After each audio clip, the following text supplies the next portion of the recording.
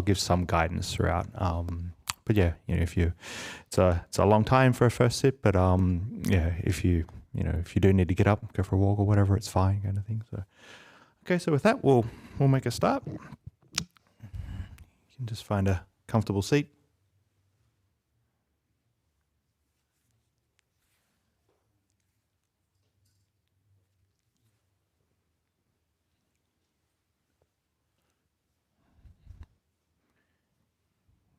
You can start to allow your body to adjust, settle in.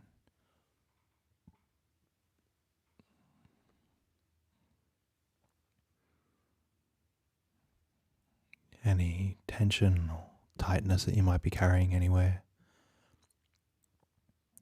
Maybe the face or the shoulders, the chest, wherever it is. If you can allow that to soften and loosen.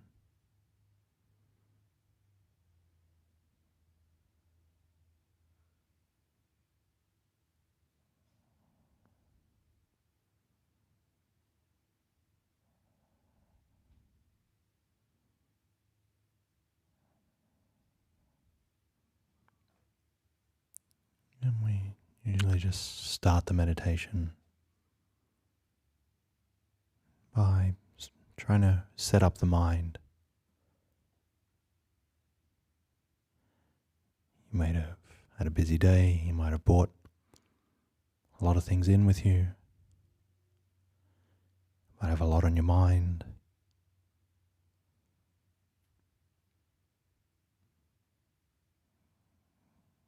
But it's good that you've decided to come and do some practice.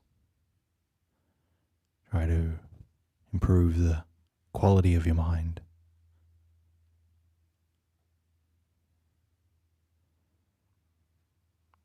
So just see if you can make a intention or a resolve that for the next hour or so you'll just do your best to stay with your meditation object, and whatever issues, concerns, problems, things that have been weighing on you, you'll just put these aside just for a while. Now's not the time to be concerned by these things. There's nothing else to do. There's nowhere else to go. You're just giving yourself this time to sit. So see if you can make the best of that.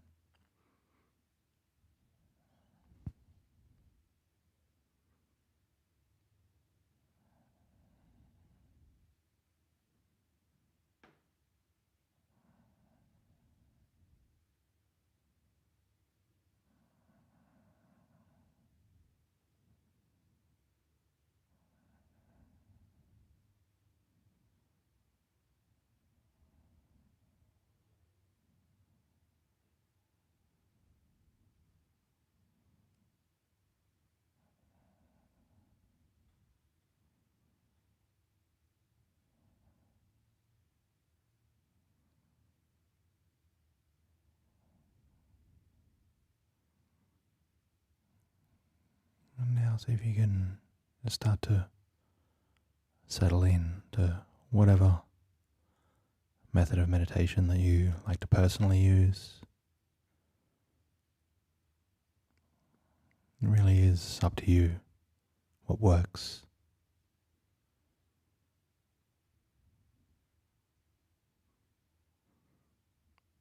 But if you're new, you might just want to try to keep your attention on the feeling of the breath coming in and going out.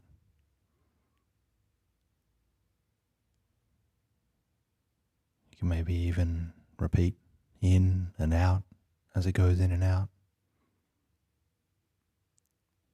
Just see if you can keep your awareness with this process. And obviously what's going to happen is your mind's going to become distracted at some point. You become lost in thought. This is okay. This is something that happens to everybody. Just whenever you notice, see if you can come back to the breath. But for everybody else, whatever method of meditation is most comfortable for you, just settle into that.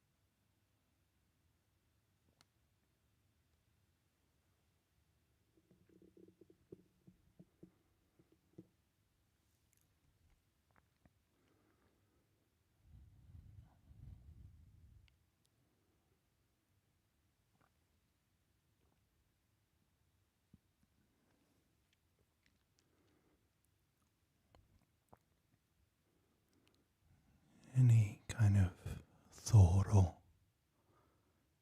concern about how the meditation is going, whether you feel like you're doing it right or wrong, it's going good or bad, you're getting lost a lot in your thoughts or getting drowsy. All that, just put it all aside. Drop all expectations. It's not your job.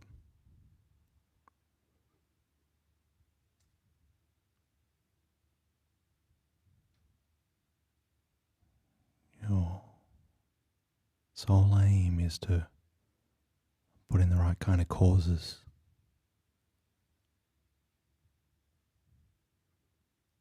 And that is just simply being with your object of meditation.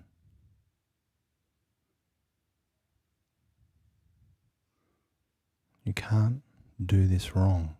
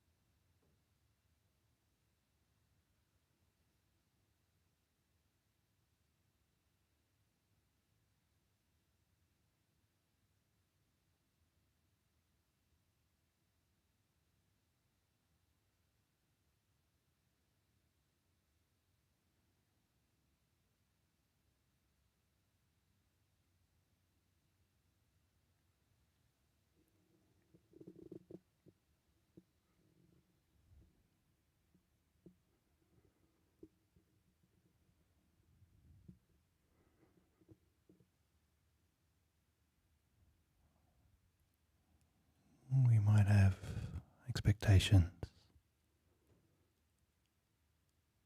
for our meditation to be a certain way.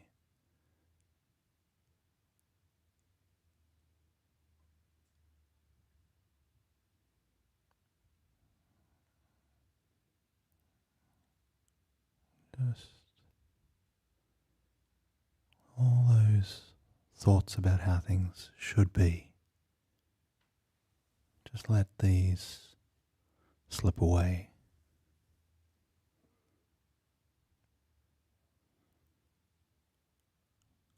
It's not a process of getting more or getting something.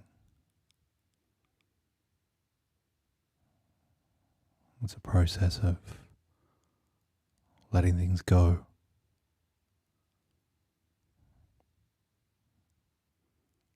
Simplifying.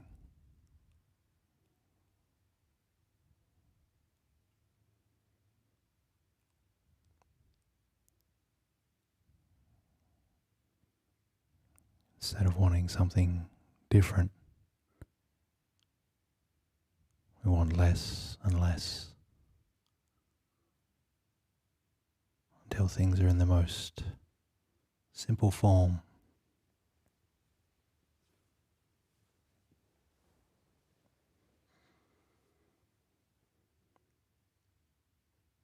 The form where all things become still.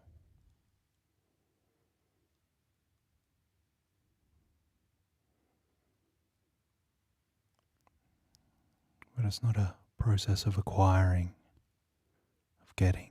It's a process of letting go. So again, all expectations, just put them aside.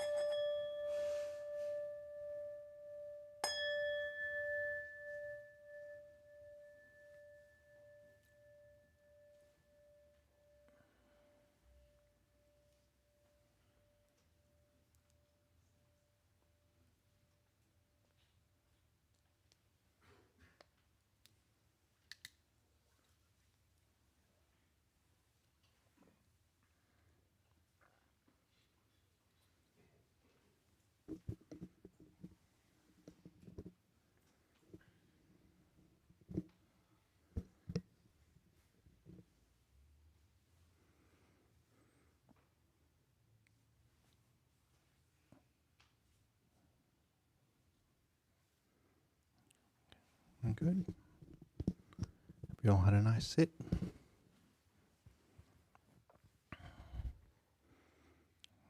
Gonna fill your quiet minds with some information now. Thank you, Ajahn. Just some other announcements about opportunities to continue our meditation practice this week. There'll be another sit here tomorrow night at 7:30 with our lay teacher, Sandeep. We also have online sessions between 4 a.m. and 6:30 a.m. and 7 to 7:30 p.m. most nights through our Discord channel. So you can find out more information on the YouTube website or through our newsletter. If you are relatively new to meditation, you might want to consider the Nurturing Awareness sessions which Ajahn Sādaro is running on Friday nights. So that's at 7 p.m. and this week will be the second, yes. In the Nurturing Awareness series of 6 classes. So I'm sure people could still join this week. Definitely can. Yep. No prior knowledge needed. Right. So that's another opportunity to, especially if you are relatively new to meditation, to pick up some basics. This just a quick special announcement. This Sunday evening we have a special a Dhamma talk given by Sādaro Bhikkhu, who's otherwise known as Ajahn Jeff. He's a very popular Buddhist teacher, American Buddhist monk, and we're very fortunate to have him coming to visit. That's going to be on Sunday evening here at, I believe, 7 to 9 p.m. So that'll be here in the hall. That will also be available on YouTube. I think that all the announcements we need to make. I think so. So are there any questions in the hall? Yes, there are. About Sādaro Bhikkhu, wasn't there somewhere where like his itinerary, where he's not just coming here, he's coming to other places also? Where can I find that? So the question for anyone online was just about Ajahn Jeff's itinerary. I'm not sure that we've been supplied at that itinerary here at the Buddhist Society of Victoria. So if you look on the Metta Centre in Sydney, they should have the itinerary on there. I'm pretty sure they have the itinerary up there at the moment because he's in Sydney at the moment. Or he goes to Sydney the week after. I can't remember. He's either here right now or he goes to Sydney the week after. So I'm pretty sure the Metta Centre in Sydney has the itinerary. So yeah. Okay, thank you. Any other questions in the hall? There's one up the back there. Question emerges from the darkness at the back.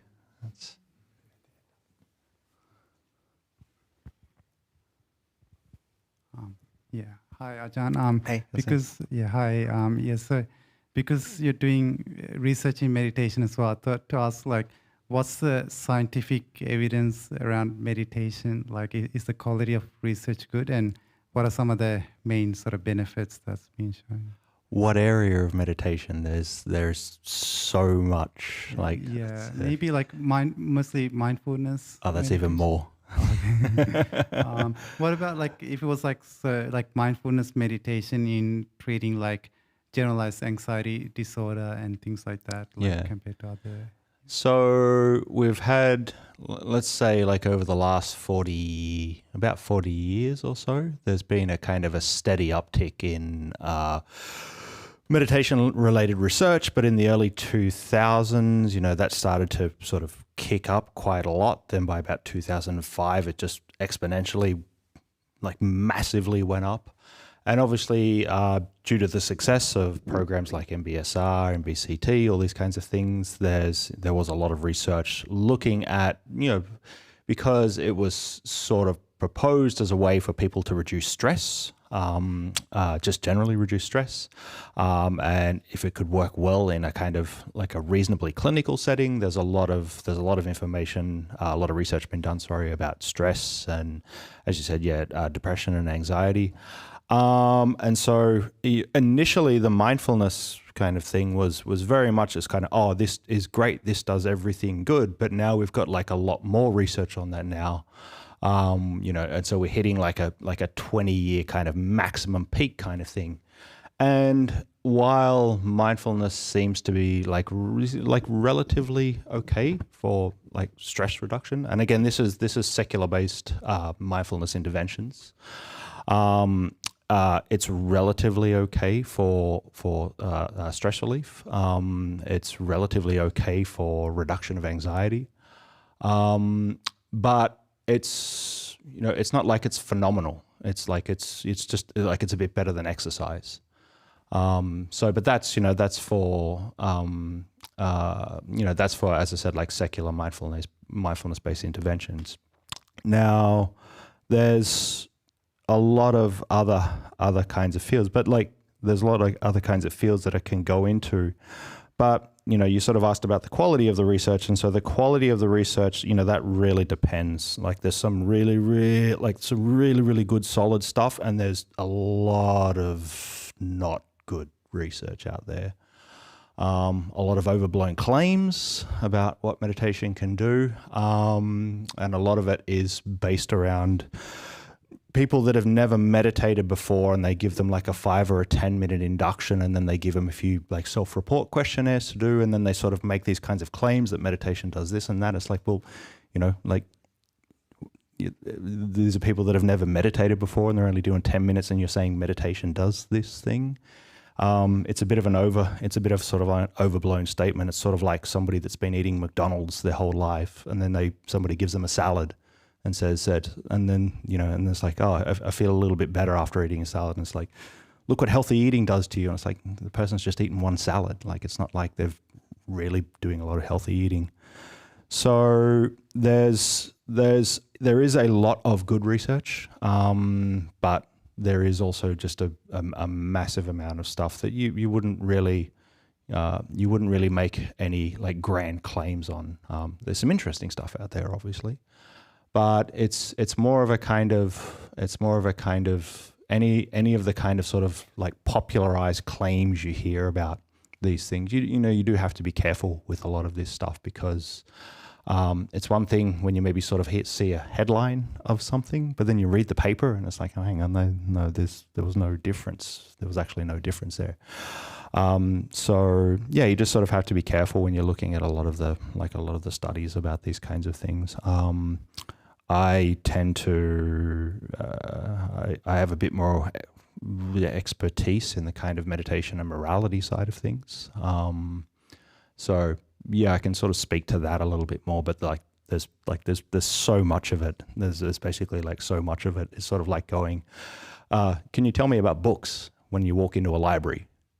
Like there's thousands of books in a library, and it's like, which book, So yeah, that's a kind of general overview of, where we sort of are at the moment with the general overview of sort of mindfulness research.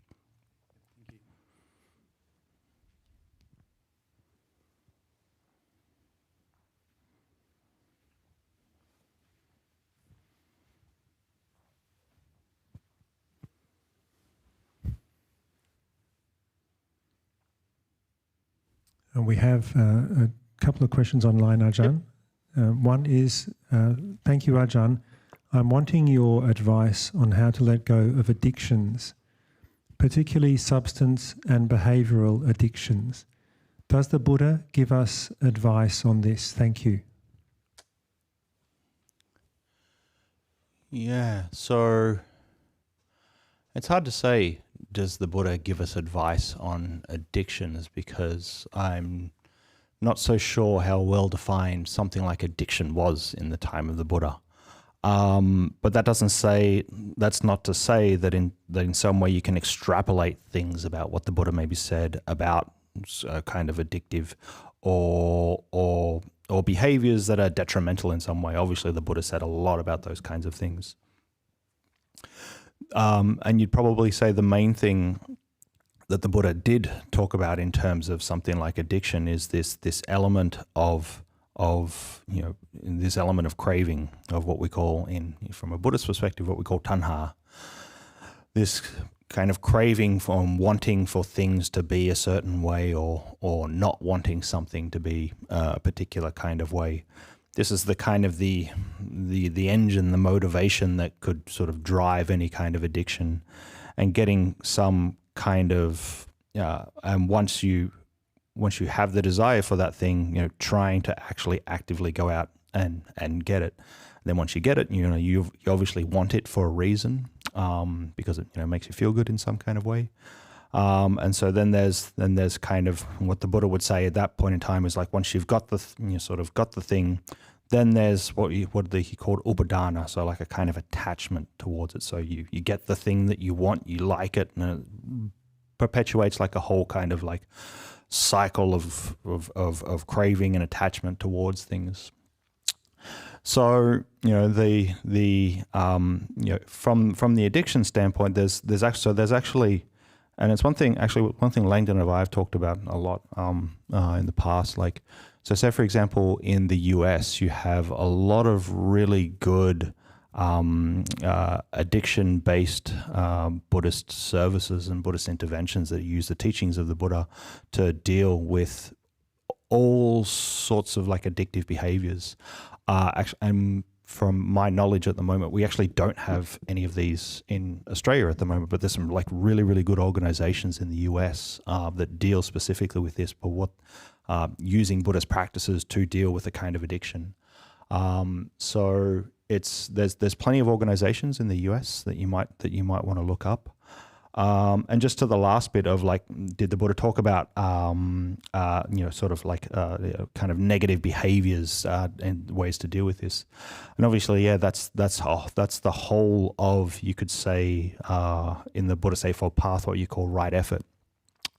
And right effort is this idea that if there's something that is good, that is wholesome, you work towards trying to develop it and maintain it. But if there's something that you see that is kind of unwholesome, that could be a thought, speech, or some sort of action. There's something that's unwholesome, you work to abandon it, and you work towards not having that thing arise anymore. Now, there's plenty of different ways to go about this. Meditation's obviously one of them, but another one is being very circumspect with our speech and our actions. So our kind of ethical interaction that we have in the world, having these kinds of giving some sort of credence and importance to these things. This is quite important as well. So the Buddha did say quite a lot of things about that, but again, we're extrapolating a little bit because maybe we have a bit of a different understanding now about exactly what something like addiction is as compared to 2,600 years ago in the time of the Buddha. So, yeah. Thank you, Ajahn. One of the main American groups is called Recovery Dhamma, Yep. which Dhamma is spelled Dharma, if anyone wanted to look that up. Yep. Are there any more questions here in the hall? Let's have one more question. Yep. Oh, thank you, Nichi Nuna, who's also written into the live chat about the groups in America. All right, so the second question is, Dear Ajahn, how do we deal with compulsive thoughts about work during meditation?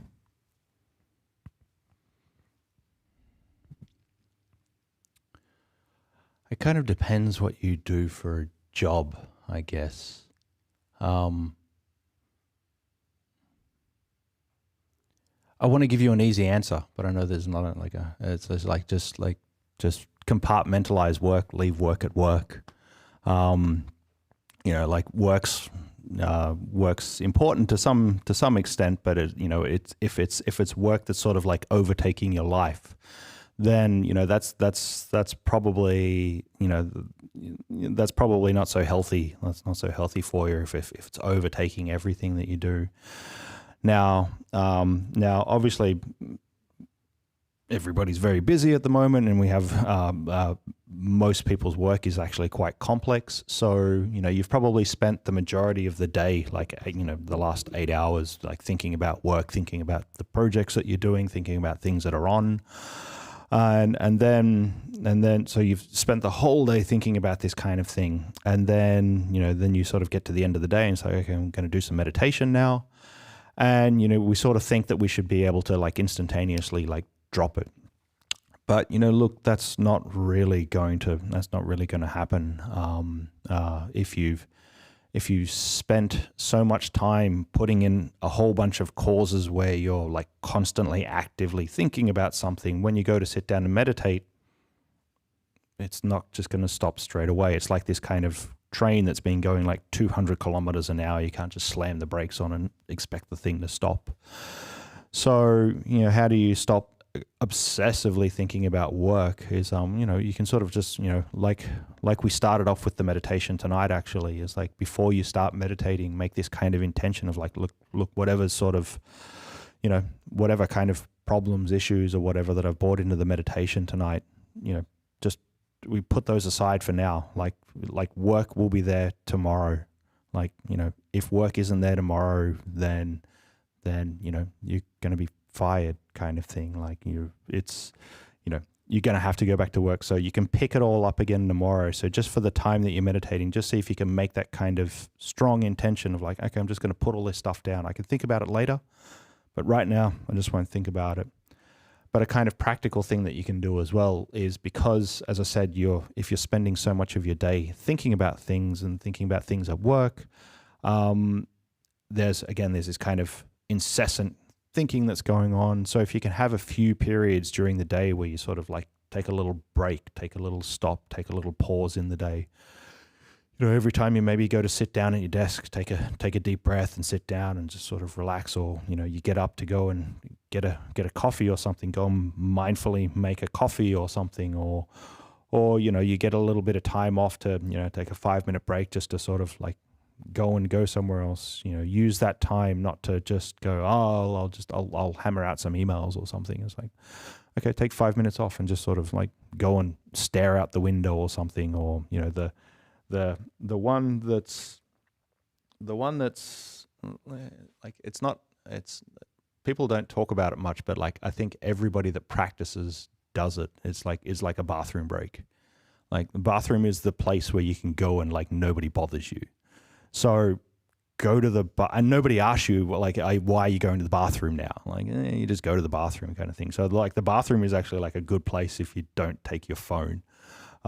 Just go sit, get away from everybody, take a few deep breaths, get away from everything. And that kind of incessant kind of momentum that's happening with your thoughts, you can sort of like break this up during the day. And so then when you do go back to sit meditation, it does make it a little bit easier. So yeah, it's the bottom line is like, if you try to set your intention up before you sit, just to go, I'm going to put this stuff down, I don't really need to think about it now. That actually helps quite a lot. But then also being kind of mindful throughout the day, that also helps as well. So. Thank you very much, Ajahn. Unless there are any more questions in the hall, I think, there is one. Okay, I asked Aya the same question last week. Okay. I asked her, what should I do if my nose gets itchy during meditation? What'd she say? Can I tell you after? Nah.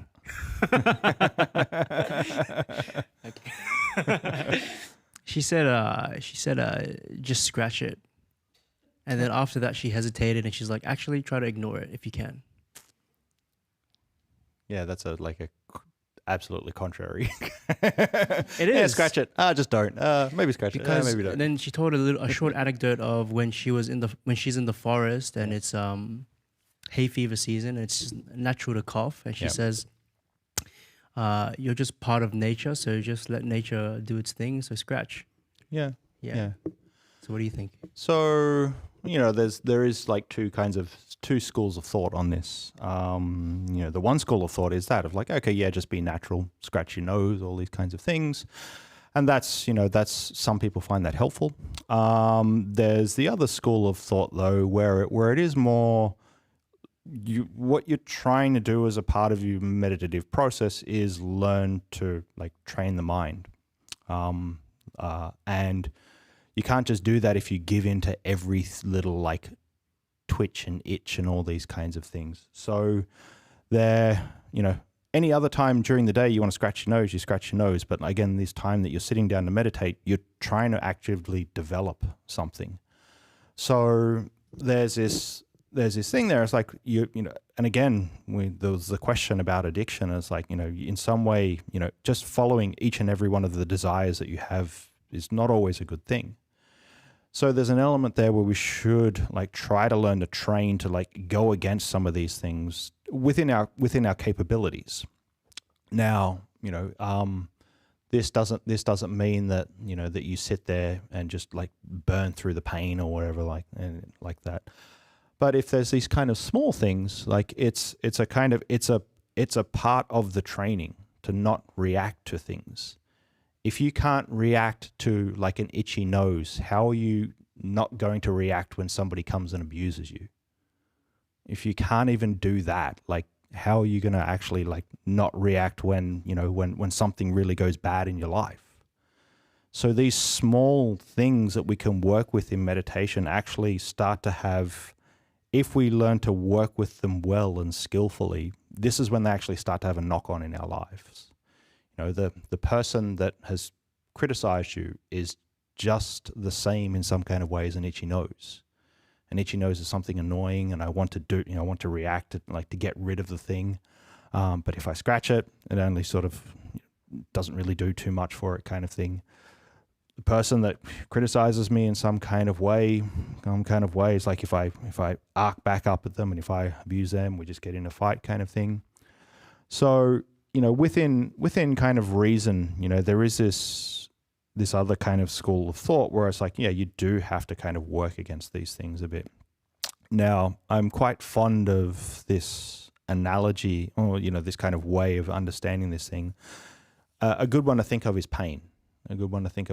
Pain in the legs when you're sitting and all these kinds of things.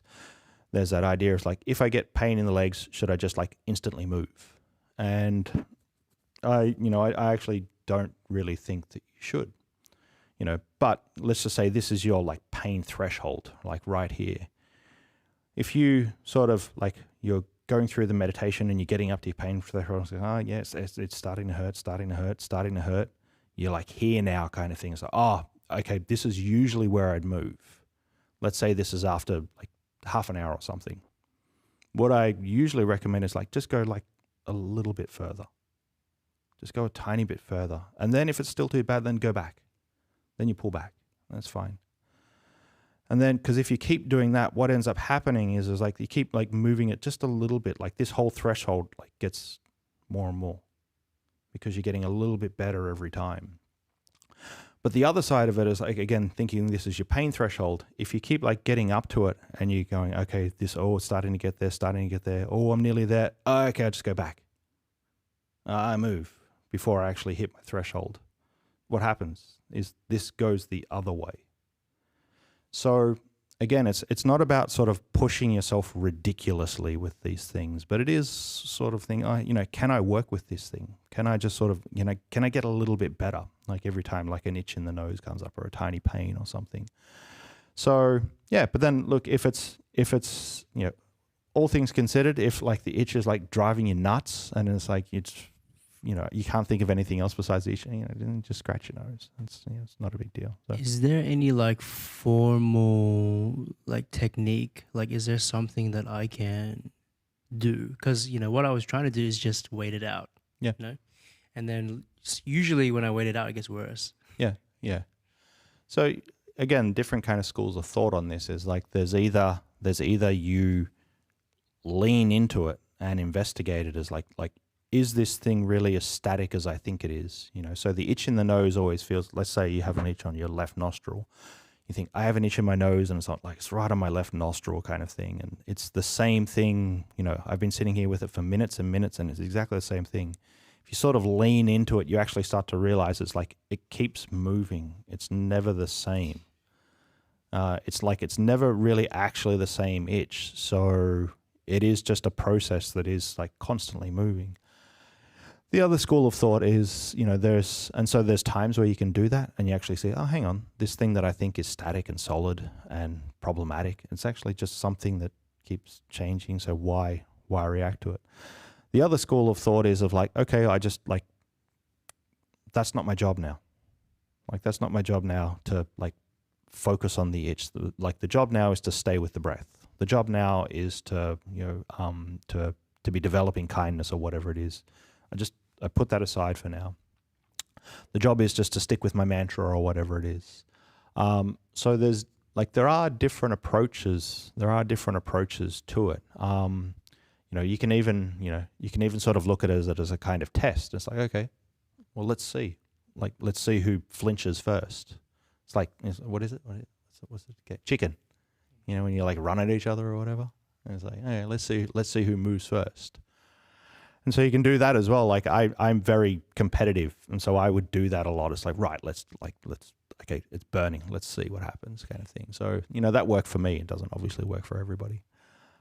So yeah, there's different ways we can sort of go about this, and it's not like each way that we think that we will do it, that will work every time.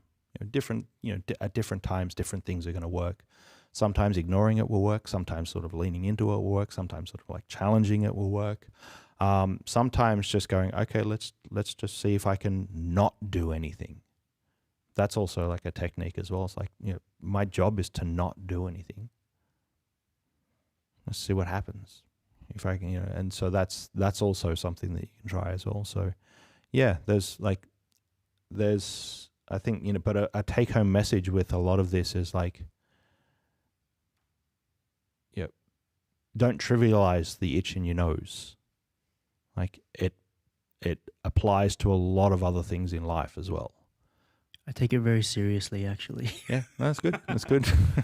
As in, like, that's the main thing that's taking me out of what I'm trying to do. Yeah, no, it's fine. Yeah.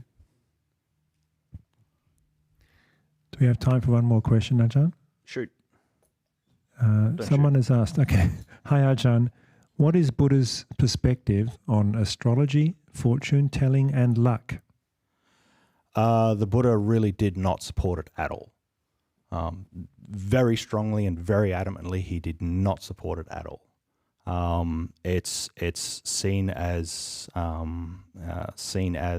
kind of like wrong livelihood, especially for a monastic, to tell fortunes, to divine things in the stars and stuff. It's seen as wrong livelihood. So yeah, so that was the Buddha, so that's the Buddha, that's the kind of the Theravadan interpretation. There are other schools of thought that sort of other schools of Buddhist thought that take some of these things on as a little bit more serious. There's even some people within Theravada that take this stuff seriously.